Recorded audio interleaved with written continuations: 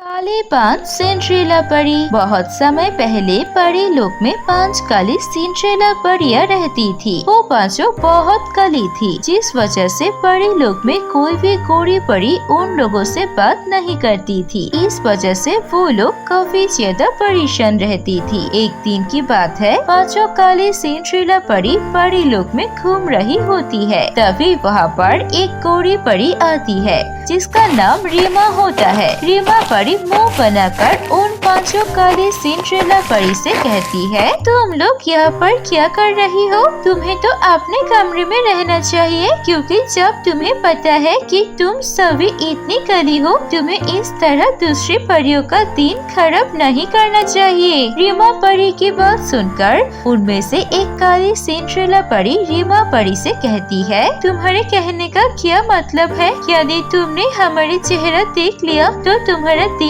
खराब हो जाएगा। ये तो तुम्हारी बहुत बड़ी भूल है, क्योंकि भले ही तुम सुंदर हो, पर तुम्हें देखने से भी दूसरे परियों का दिन खराब हो जाता है। ये सुनकर रीमा परी काफी ज्यादा गुस्से में आ जाती है और वहाँ से चली जाती है। रीमा परी के जाने के बाद वो चारों काली सिंड्रेला परी उस काली सिंड्रेला परी से कहती है, तुम्हें इस तरह रीमा परी से बात नहीं करनी चाहिए थी। वो भी हमारी तरह इस परी लोग की परी है। हाँ, मुझे पता है कि वो भी हम ही लोगों की तरह यहाँ की परी है, पर वो हमेशा हम लोगों का मजाक उड़ाती और हमें उल्टा सीधा सुनाती रहती है। इसीलिए आज मैंने भी उसे अच्छा जवाब दे दिया। अब वो आगे से हमारी कभी भी मुंह नहीं लगाएंगे। इसके बाद वो पांचों काली सिंड्रेला परी वहाँ से चली जाती है। धीरे धीरे समय गुजरता जाता है। वो पांचों काली सिंड्रेला परी हमेशा साथ रहा करती थी और हमेशा पांचों परियां मिलकर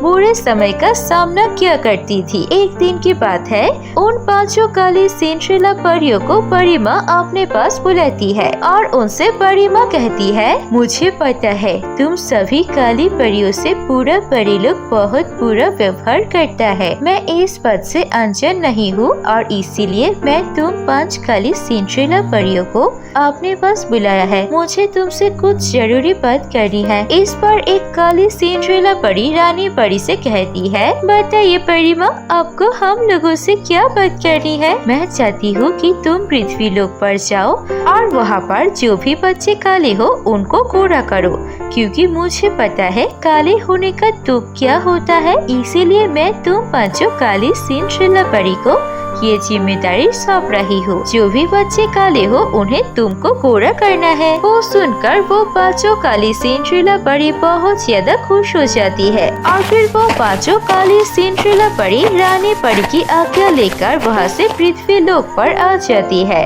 पृथ्वी लोक पर आने के बाद 5 काली सिंड्रेला परी एक दूसरे से कहती है, हमें यहाँ पर काले बच्चों को ढूंढकर उन्हें गोरा करना होगा, जिससे कोई भी उन्हें छीड़ा न सके। इसके बाद वो सभी 5 काली सिंड्रेला परी काले बच्चे को ढूंढने लगते हैं। तभी उन्हें एक जगह पर एक रेनू नाम की लड़की दिखाई देती है, जो रो रही होती है। वो सभी उसके पास पहुंच जाती है और रेनू से कहती है, क्या हुआ, तुम क्यों रो रही हो? तभी वो देखती है कि रेनू बहुत ज्यादा काली होती है और वो समझ जाती है कि रेनू के रोने की वजह क्या है। और उनमें से एक काली सिंड्रेला परी रेनू से कहती है, तुम काली हो, क्या इस वजह से रो रही हो? आपने बिल्कुल ठीक समझा, मैं काली हूँ और इसी वजह से रो रही हूँ, क्योंकि मुझसे कोई भी बात नहीं करता है, न ही मेरे साथ खेलना पसंद करता है। मैं हमेशा अकेले रह जाती हूँ और इसी वजह से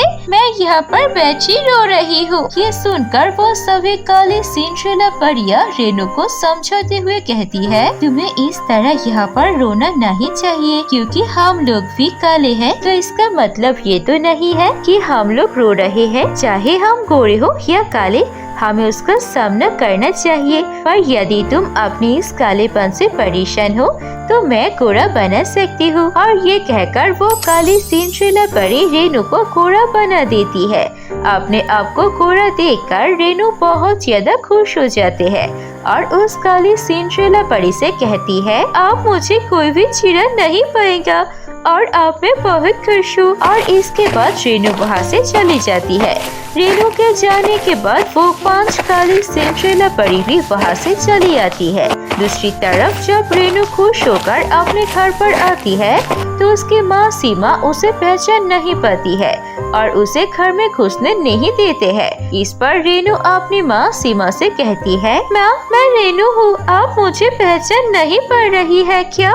मुझे काली 5 सिंड्रेला परी मिली थी जिन्होंने मुझे गोरा बना दिया है। आप मुझे पहचान क्यों नहीं पा रही हो?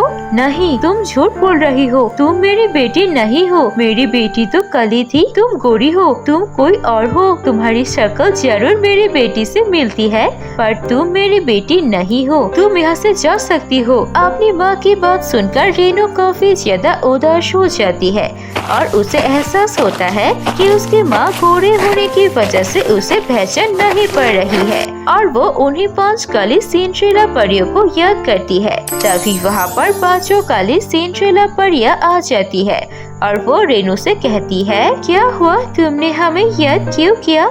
इस पर रेनू रोते हुए उनसे कहती है, मेरी माँ मुझे पहचान नहीं पड़ रही है, मुझे पहले जैसे कर दीजिए, मुझे काला ही बना दीजिए क्योंकि मेरी माँ मुझे काली में देखकर ही खुश है। ये सुनकर एक सिंड्रेला परी रेनू से कहती है, पर तुम तो गोरा होना चाहती थी, पर अब तुम काली क्यों होना चाह रही हो?